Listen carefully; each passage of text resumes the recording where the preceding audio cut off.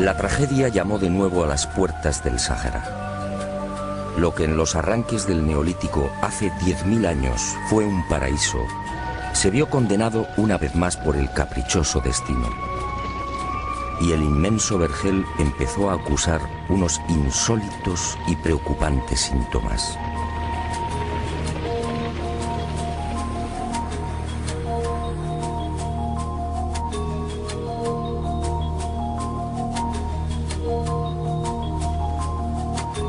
Sí, quizá fue una burla del destino. Casi nada es para siempre y mucho menos en la naturaleza. Por eso, un buen día, aquel Sáhara azul, cuna de civilizaciones, se vio humillado de nuevo. Y este fue el resultado.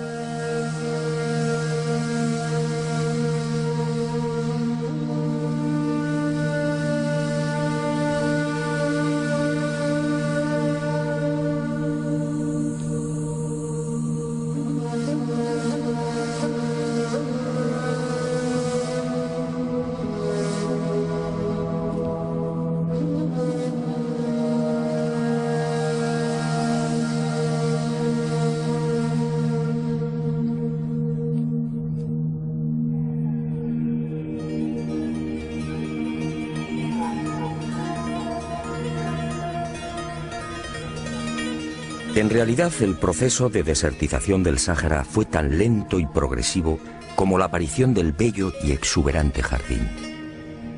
Los científicos no terminan de ponerse de acuerdo, pero todo apunta hacia una fecha fatídica, más o menos hacia el 8000 antes de nuestros días.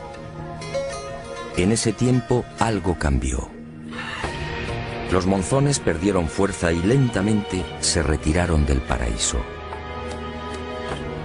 Las lluvias se hicieron más esporádicas y los ríos, antaño generosos, fueron secándose ante la desesperación de un mundo habituado al verdor y la abundancia. El laberinto de lagos, entre ellos el gigantesco Chad, quedó reducido poco a poco a un puñado de cenagosas y malolientes charcas. Y los barcos varados avisaron. El primero en ser derrotado fue el territorio líbico.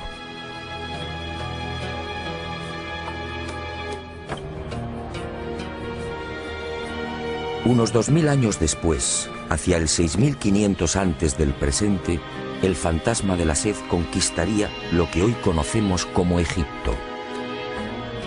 Y el desierto entró en una avanzada fase de aridificación. Solo las regiones del norte siguieron recibiendo la bendición de las lluvias.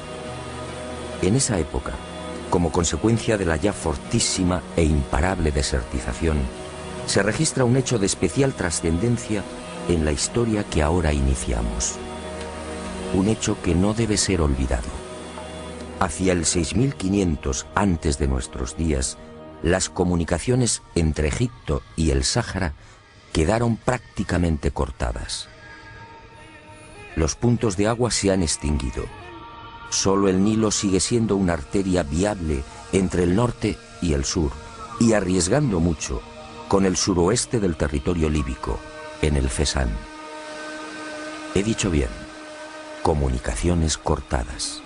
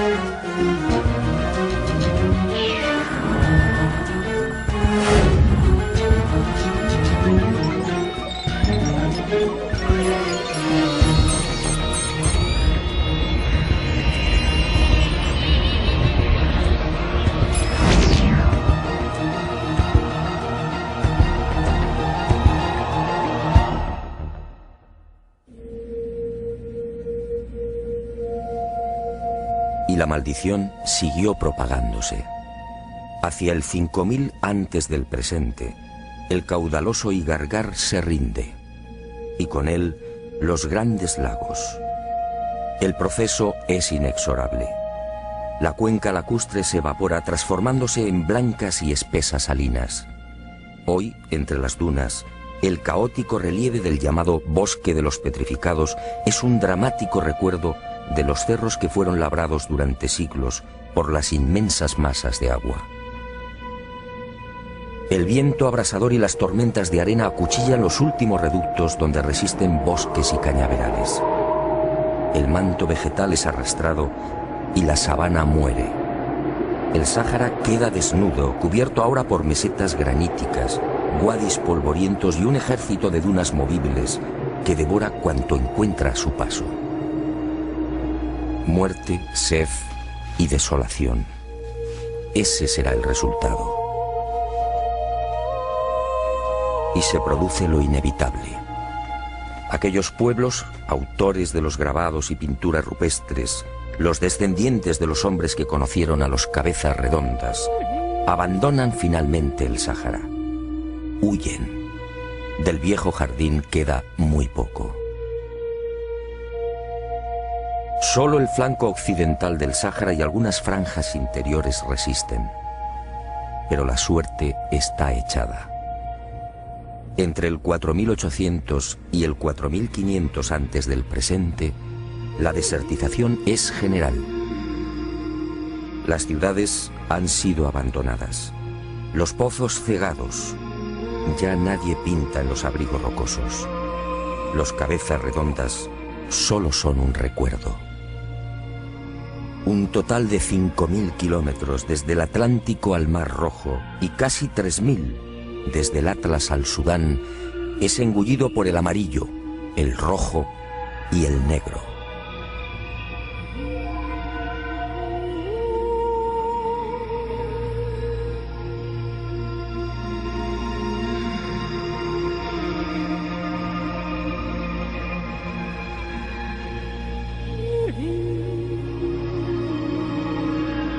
Hace 2000 años, lo que fuera uno de los más bellos jardines del mundo entra en un coma profundo. El encefalograma de la vida es casi plano. Solo los vegetales xerófitos hunden sus profundas raíces en una tierra que nadie quiere. El Sáhara mira al cielo, pero las lluvias se han ido con los dioses. Hoy las precipitaciones apenas reúnen 100 milímetros al año.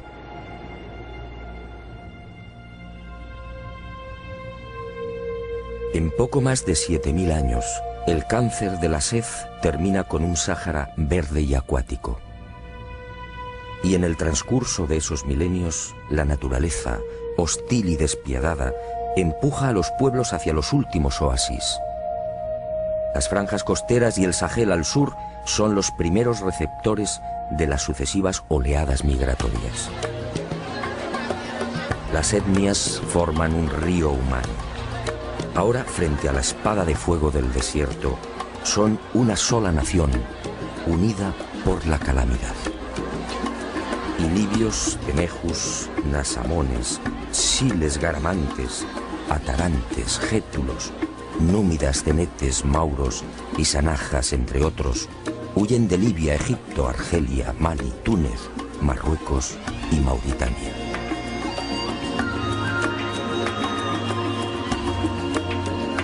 Y el mundo asiste a uno de los primeros, más intensos y dramáticos movimientos de masas de la historia. Una migración desesperada que lentamente provocaría el nacimiento de unas culturas insospechadas.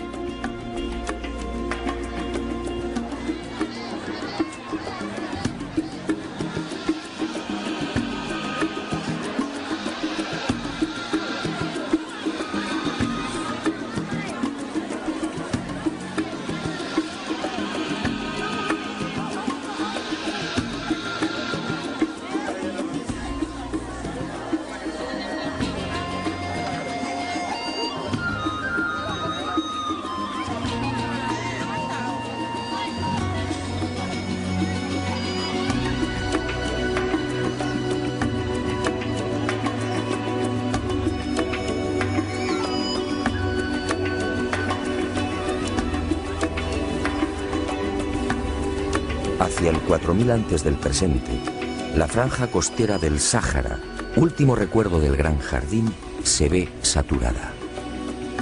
Miles de seres humanos continúan desembocando en ella. Y los más audaces toman la decisión de aventurarse en la mar, a la búsqueda de un futuro más seguro y prometedor. Es así como los desahuciados pobladores del Sáhara inician la conquista de lo que mucho después llamaríamos Europa.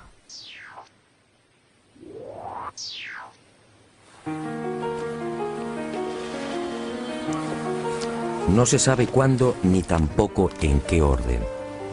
Pero la realidad es que en esos últimos 4000 años, las diferentes civilizaciones saharianas van penetrando en todas direcciones. Unas eligen la península ibérica, otras arriban a las islas del Mediterráneo, y de allí con toda probabilidad saltan a Italia y Grecia, perdiéndose hacia el este.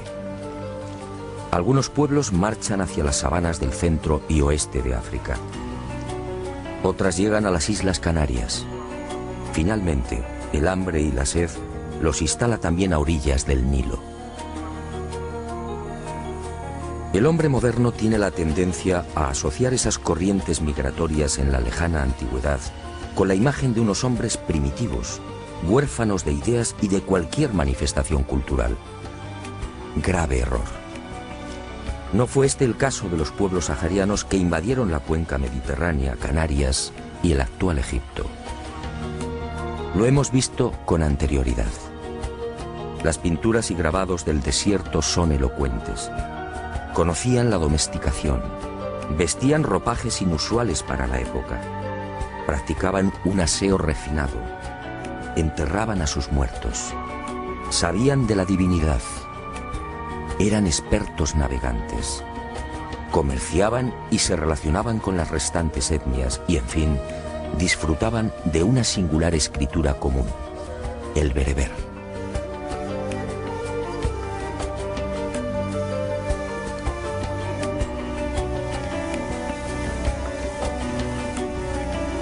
Este inmenso y rico bagaje, como iremos viendo, saltó con ellos a las nuevas tierras. El paso del tiempo y los inevitables mestizajes modificaron sin duda muchas de esas manifestaciones. Manifestaciones sociales, religiosas y culturales que habían tenido un origen único. Un ejemplo, la citada escritura bereber antigua. Nacida probablemente como un sistema compacto y homogéneo de comunicación, con un alfabeto claro y brillante, terminó deformándose ante la inevitable erosión de los cruces humanos. Y aunque conservó muchos signos comunes, en esos milenios asistió al nacimiento de otros alfabetos casi idénticos. Y en ese rodar apareció el tifinagh, la grafía utilizada hoy por los tuaregs, hija en definitiva de aquel primitivo bereber. Casi sin querer, de la mano de la desertización y de las sucesivas migraciones humanas, había descubierto el porqué del gran dilema.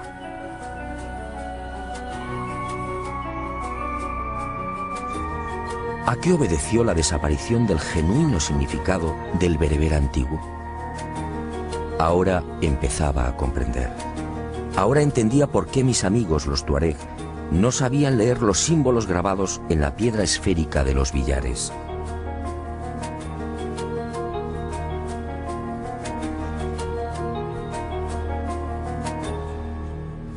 Como usted puede imaginar, esta insólita historia me llevaría muy lejos.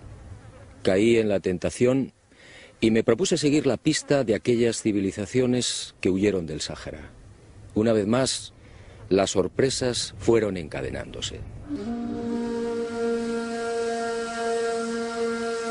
No hay unanimidad en los criterios científicos y antropológicos respecto a los primeros pobladores del archipiélago canario.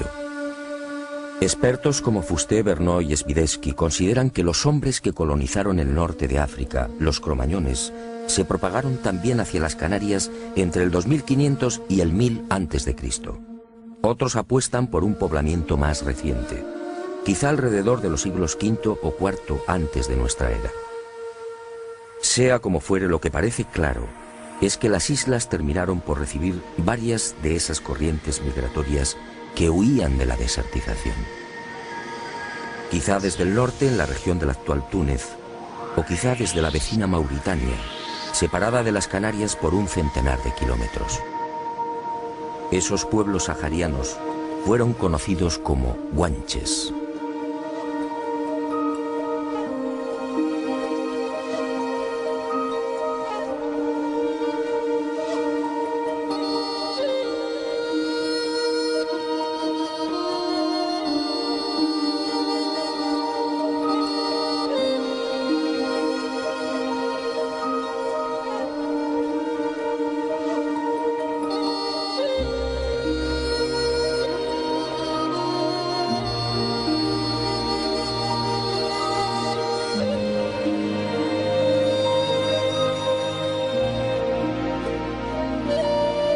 Los guanches, una raza espléndida y singular que terminaría siendo diezmada por los españoles en nombre de la cruz y de una supuesta civilización superior. Pero la ambición y crueldad de los castellanos no lograrían borrarla del todo. Los guanches trasladaron a las Canarias muchos de los secretos y costumbres heredados de aquellos lejanos encuentros con los cabezas redondas en el corazón del paraíso sahariano. Repasemos muy por encima algunos de esos vestigios tan íntimamente ligados a los pueblos del Sáhara.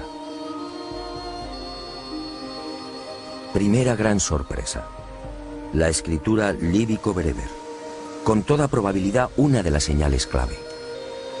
Aparece en todas las islas, aparece en barrancos, cuevas y abrigos, bien siguiendo la técnica de la incisión o del picado. Las primeras noticias sobre estos alfabetos bereberes se remontan a 1873, cuando Padrón advierte de los grabados encontrados en hierro. Desde entonces, decenas de expertos han venido trabajando en el estudio e inventario de una treintena de estaciones o asentamientos que suman más de 50 paneles con cientos de signos. Para Renata Springer, una de las expertas más activa y rigurosa en el análisis de estos alfabetos canarios, el examen de los mismos sugiere un estrato cultural común y una íntima vinculación con la cultura bereber.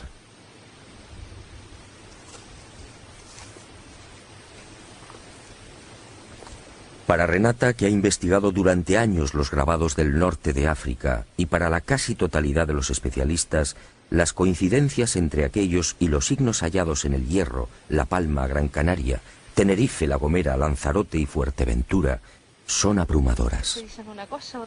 Todos coinciden. La antigua grafía guanche tuvo que proceder del mundo africano. Ahora, a la vista de estos testimonios escritos, las afirmaciones de cronistas e historiadores sobre el escaso bagaje cultural de los guanches son cuando menos patéticas. Sedeño, por ejemplo, llega a decir que los antiguos canarios no conocían letras ni caracteres, aunque se valían de pinturas toscas. ¿Quiénes eran los ignorantes? ¿Los vencedores o los vencidos?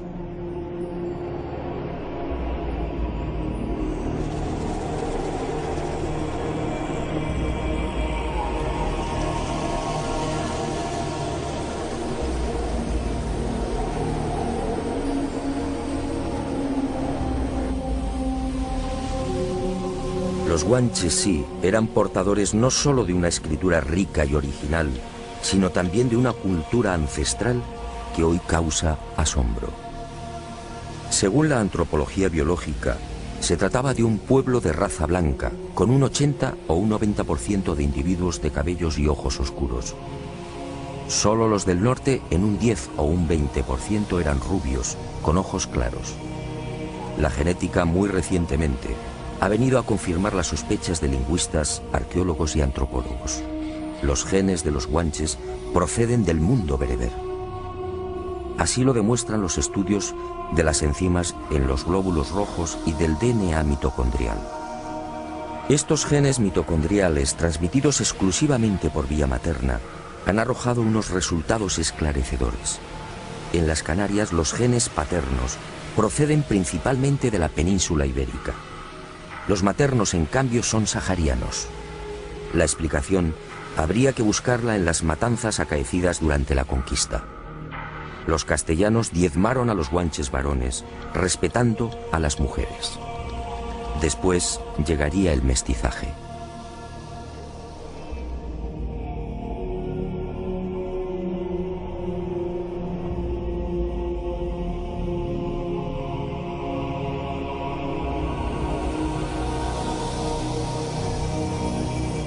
Guanches en general robustos, bien adaptados al terreno, de tallas notables con una media de 1,70 metros para los hombres y 1,56 para las mujeres.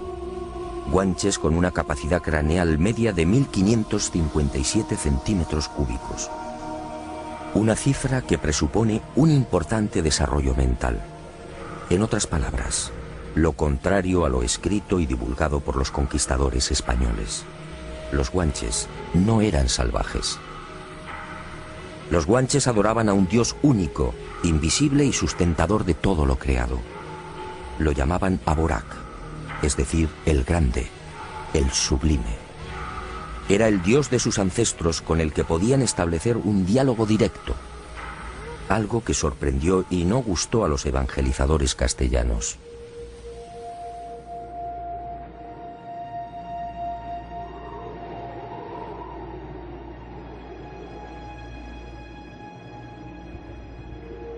Los guanches practicaban el bautismo sobre las cabezas de los niños, y la mujer que derramaba el agua quedaba emparentada con los padres.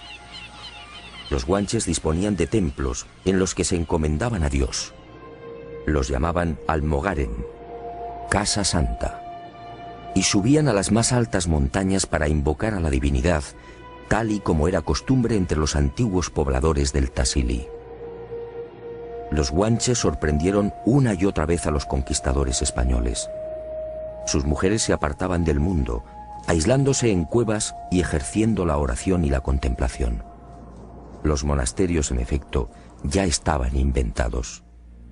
Las mujeres guanches fueron sacerdotisas y también amazonas, guerreras y cazadoras, otra herencia sahariana. La mujer guanche, como sucede entre los tuaregs, gozaba de una alta consideración y respeto. Podía sentarse en el trono y gobernar al pueblo, como ocurrió con la mítica Tin Jinan, la mujer gigante que veneran los tuaregs.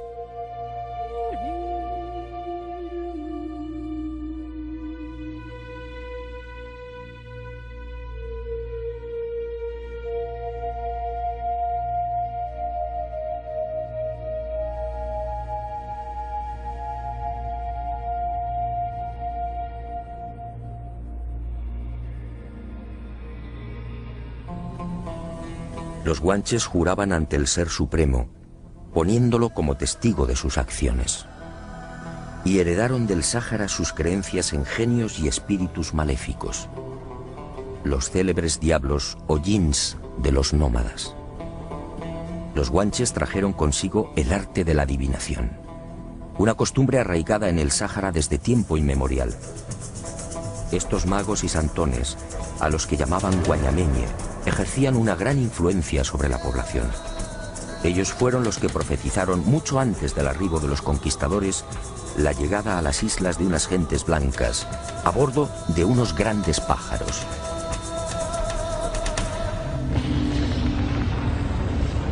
Y del mundo bereber proceden igualmente sus ideas sobre las fuerzas del mal. Al infierno lo llamaban Egeide. De ahí procede el término Teide, la montaña que rugía, temblaba y arrojaba fuego. La religión de las puertas infernales y del río ardiente y subterráneo por el que navegaban los muertos fue otra de las herencias saharianas, practicada por los pueblos que emigraron del desierto. Después, mucho después, el cristianismo haría suya esta prehistórica concepción de las puertas del infierno y del bautismo.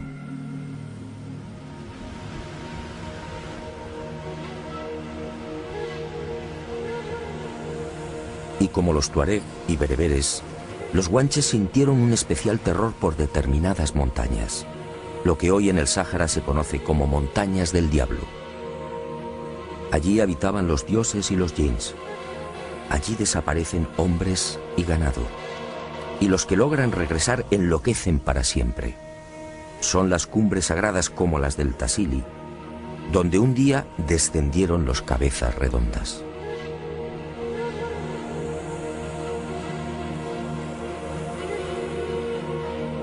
Allí dejaban los guanches y aún dejan los tuaregs toda clase de pequeñas cerámicas a manera de exvotos.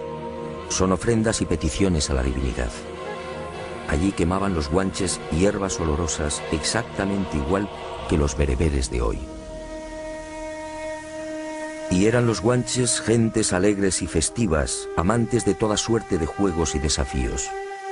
Uno de ellos consistía en el levantamiento de piedras. Enormes rocas que alzaban a pulso, desplazándolas por hombros, cuello y espaldas. Un deporte tradicional entre los vascos, otro pueblo que también emigró del Sáhara. ¿Y de dónde aprendieron los guanches a comunicarse con el lenguaje de los silbidos? ¿Cómo explicar que esa misma técnica sea utilizada aún entre los nómadas y pastores del Sáhara?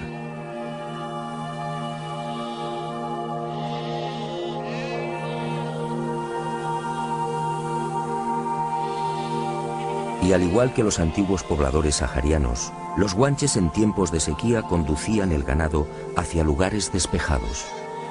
Allí apartaban las crías de las ovejas y esperaban a que los balidos de los corderos atrajeran la atención del Ser Supremo, regalándoles la lluvia.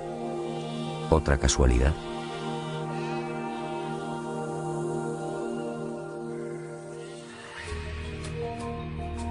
Grabados de pies humanos en Canarias y Argelia. Otra señal del origen común de bereberes y guanches. Nadie en realidad ha sabido interpretar su significado.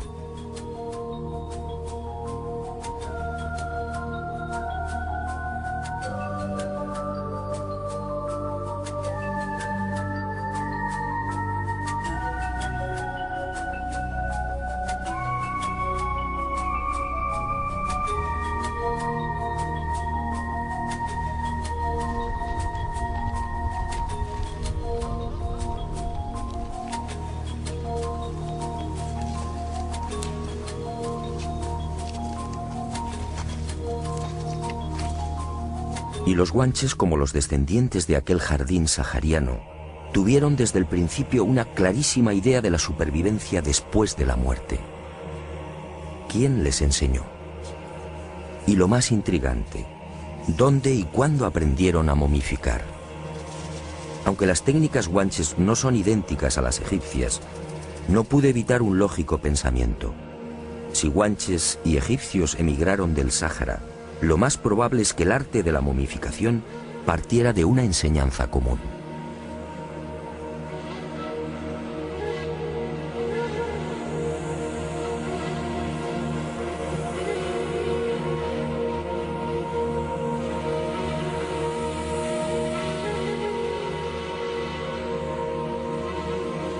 Y como los bereberes, los guanches enterraron a sus muertos en túmulos circulares y formando anillos concéntricos.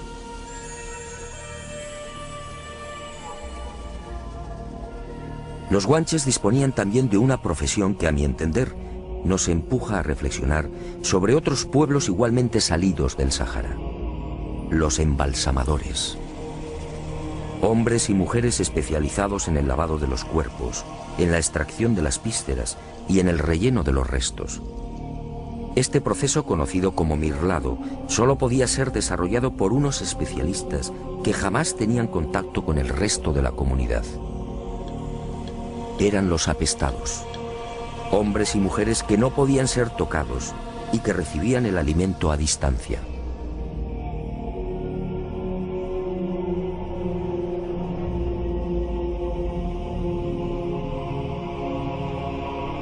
Y un apunte más que fortalece el indudable origen sahariano de los guanches.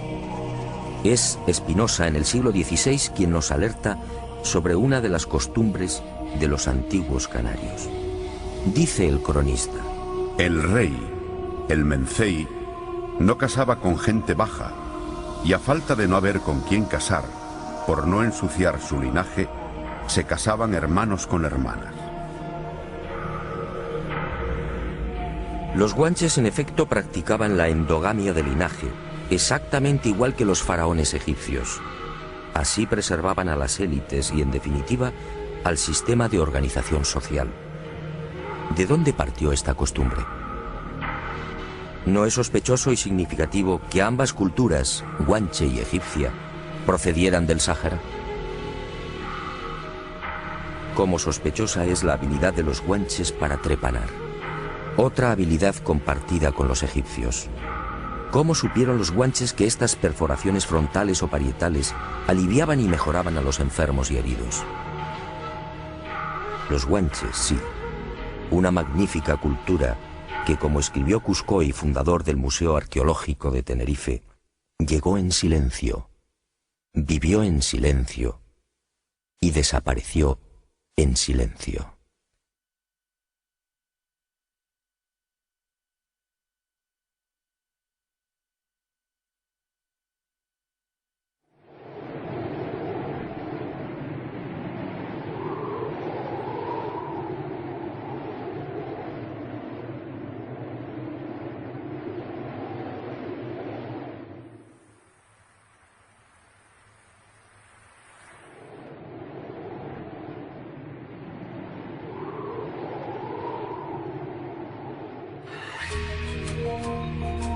Las otras dos grandes corrientes migratorias procedentes del Sáhara me reservaron otras tantas y desconcertantes sorpresas.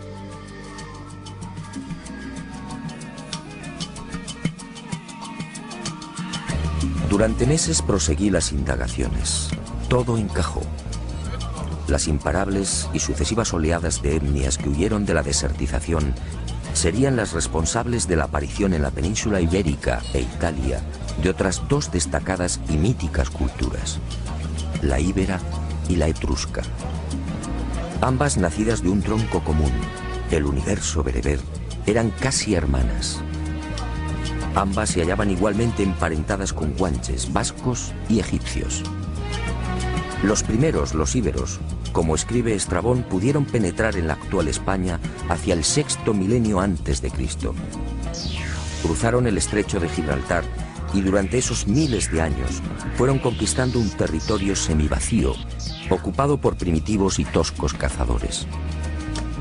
Y se extendieron por el Levante, Andalucía, Cataluña y buena parte del norte de España.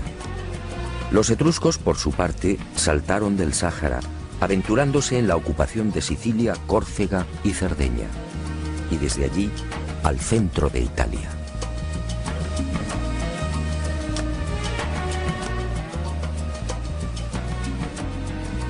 Estas hipótesis sobre los orígenes de íberos y etruscos no son aceptadas por muchos de los historiadores. Para estos expertos, los íberos llegaron de Asia o sencillamente eran oriundos de la península ibérica.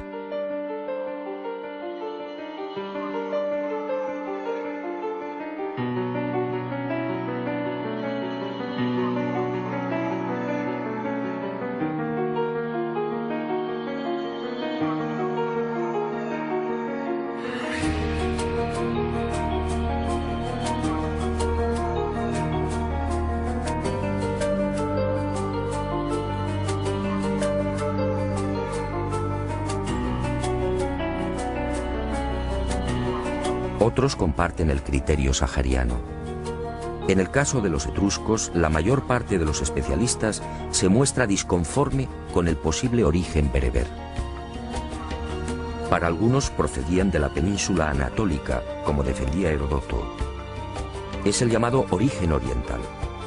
Para otros, los etruscos nacieron en la propia Italia, tesis defendida por Dionisio de Halicarnaso. Por último, hay quien defiende el origen centroeuropeo, como postulaba Niebuhr. La verdad es que al analizar algunos de los rasgos y características principales de ambos pueblos, la única tesis coherente es el bereber. Veamos hasta dónde llegan esas aplastantes coincidencias.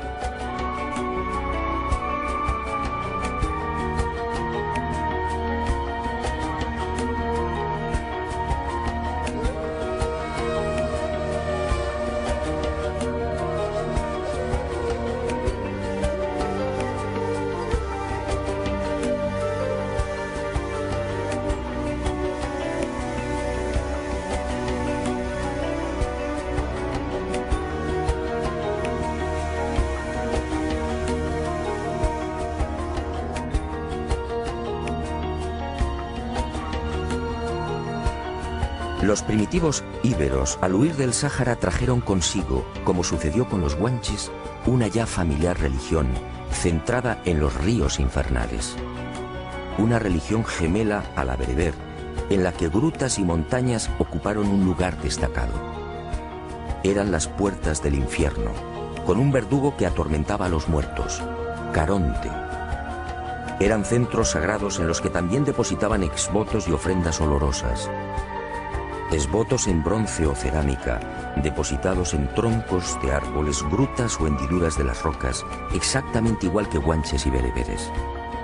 Exvotos que representan hombres o mujeres con una mano alzada en señal de saludo, como las pinturas y grabados del Tassili y de Libia.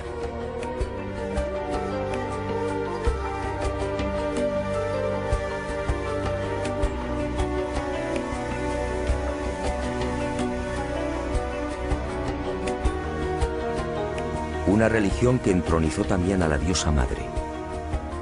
Una divinidad femenina de primer orden, asociada al mundo de ultratumba y a la fecundidad. Los íberos tenían plena conciencia de la vida después de la muerte. Y al igual que guanches y bereberes, acompañaban los restos de los difuntos con alimentos y objetos personales. Incineraban a sus muertos y depositaban las cenizas en urnas, exactamente igual que los etruscos.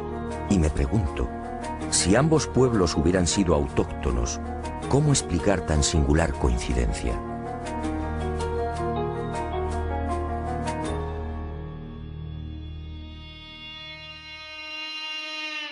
Los íberos se distinguieron también por su afición a las artes adivinatorias, una tradición compartida por sus hermanos bereberes, guanches y etruscos. ¿Casualidad? ¿Y qué decir del vestuario y las joyas? El ajuar íbero solo es comparable al etrusco. Polibio habla de las ricas capas de lino teñidas en púrpura y usadas por los turdetanos y mercenarios ibéricos de Aníbal. Bajo estas túnicas los hombres lucen otros vestuarios ajustados, con hermosas y anchas hebillas de oro y plata. En las mujeres, la vestimenta es más espectacular. Está formada por una superposición de túnicas con capas bordadas que reposan sobre los hombros. Y se tocan con velos y chales. Colgantes, brazaletes y collares finamente trabajados decoran las esculturas en piedra y los bronces hallados en decenas de asentamientos. Unas vestiduras, tocados y adornos que ya hemos visto en los grabados y pinturas de hace 10.000 y 9.000 años en el Sáhara. Toda una herencia bereber que se refleja igualmente en la extraordinaria pasión de los íberos por el toro y los seres sobrehumanos.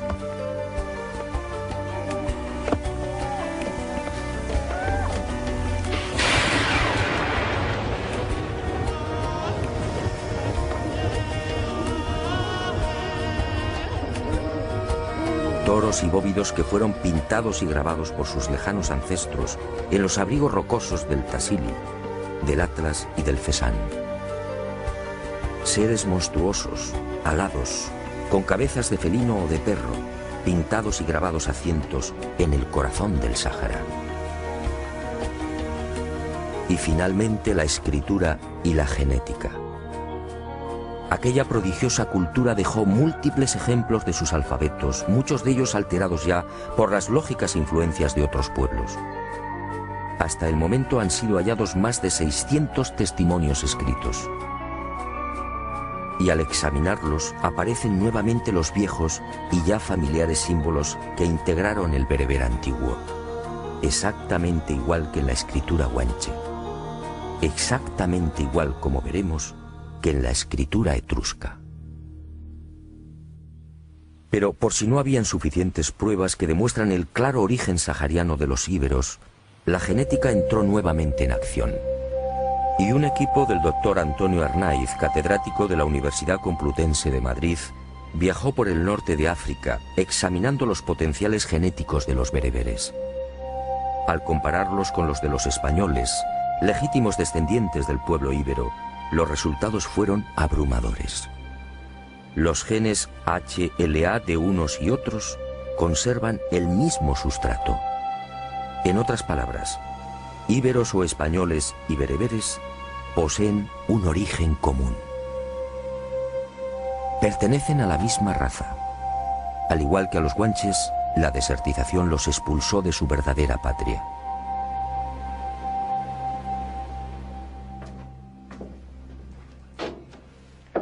La investigación de aquel éxodo me ha traído hasta el corazón del mundo etrusco. En mi opinión, otro de los pueblos que huyó del Sáhara.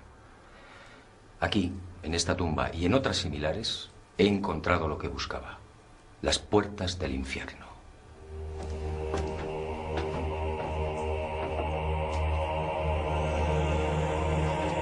Las puertas del infierno. Ya no se trataba de tradiciones orales. Aquí, en el silencio de los cementerios etruscos, está la prueba física de esa religión que compartieron los saharianos. La enigmática civilización etrusca, en la que bebieron romanos y griegos, rindió un especial culto al más allá. Al igual que bereberes, guanches e íberos, los etruscos vivieron obsesionados por ese río subterráneo de fuego en el que navegaban los muertos. Un río infernal. Un río angustioso al que se tenía acceso por estas puertas. La religión de las puertas todavía vigente entre los pueblos saharianos. Otra evidencia de aquel tronco común. Evidencias las encontramos a decenas. Las puertas del infierno, también en piedra. Magos y adivinos.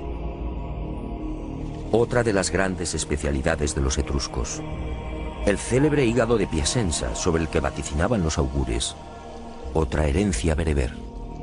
Mujeres etruscas. Con una independencia, libertad y cultura impensables en el primer milenio antes de Cristo. Unas características de la mujer bereber. Unas características que asombraron al mundo. Trenzas idénticas a las africanas.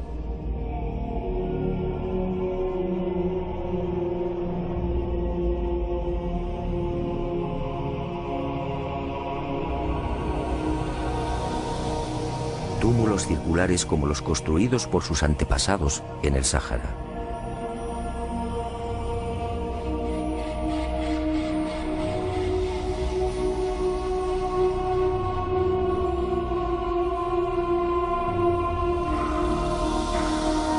Seres alados, a cientos, blancos y negros, como los representados en piedra y metal por los íberos, sus hermanos.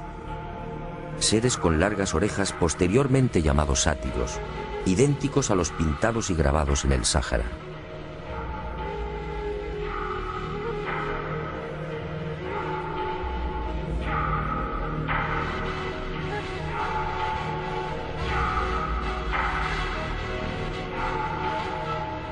Y de nuevo los familiares símbolos bereberes, todavía reconocibles en la escritura etrusca.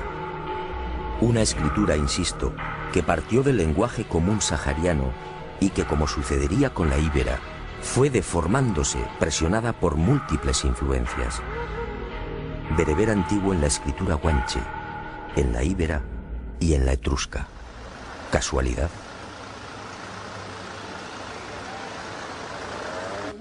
Y al final de nuestras investigaciones en Italia, otra pequeña gran sorpresa. Ocurrió por aparente casualidad. Al penetrar en una de las salas del Museo Etrusco de la ciudad de Tarquinia, algo extraño y superior a mí me empujó con fuerza hacia uno de los sepulcros. La fría mirada de la estatua, un magistrado del siglo III a.C. y que recibió el nombre de Laris Pulena, cobró vida.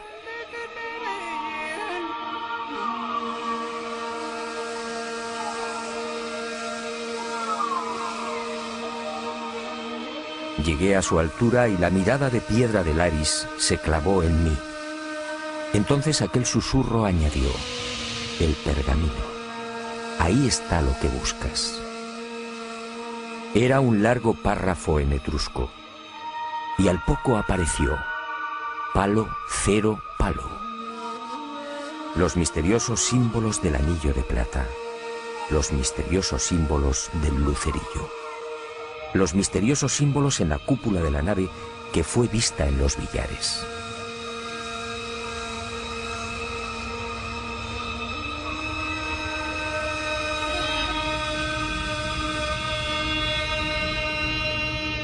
y comprendí. En realidad poco importaban los supuestos mensajes del lucerillo y del anillo de plata. Aquella mágica aventura por el Sáhara y Europa cobró un nuevo significado, quizá el único o el más importante. Aquel intrigante palo, cero palo, y el resto de los signos bereberes no eran otra cosa que unas sabias flechas indicadoras. Las pistas que me habían conducido a una realidad tan profunda como ignorada. La realidad de un continente, África, que fue cuna de grandes civilizaciones. África, hoy abandonada y despreciada por un hombre blanco que paradójicamente salió de ella. Y en la afilada mirada de los tuaregs leí el final del mensaje. Escribamos de nuevo la historia.